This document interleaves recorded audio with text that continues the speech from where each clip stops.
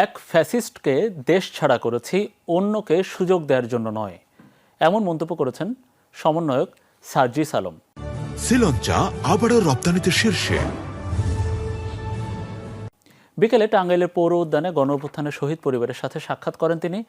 এ সময় ছাত্র নাগরিক মতবিনিময় সভায় তিনি বলেন, দেশের রাজনীতিতে এবার থেকে যোগ্য লোককে আসতে হবে। যারা দেশের মানুষের পক্ষে কথা বলবে তারাই রাজনীতিতে আসবে। চাঁদাবাজ সিন্ডিকেটদের ব্যাপারে কঠিন হুঁশিয়ারি দেন সার্জিস আলম। এছাড়া সন্ত্রাসের বিরুদ্ধে সবাইকে সোচ্চার হওয়ারও আহ্বান জানান তিনি।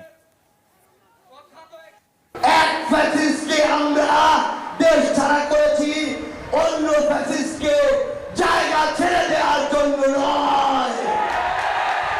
কেউ যদি এখনো শয়নের স্বপ্নে স্মৃতিতে কিংবা ঘুমের মধ্যে চিন্তা করে আবারও ছাত্র জনতাকে ডমিনেট করে ফ্যাসিস্ট হয়ে উঠবে,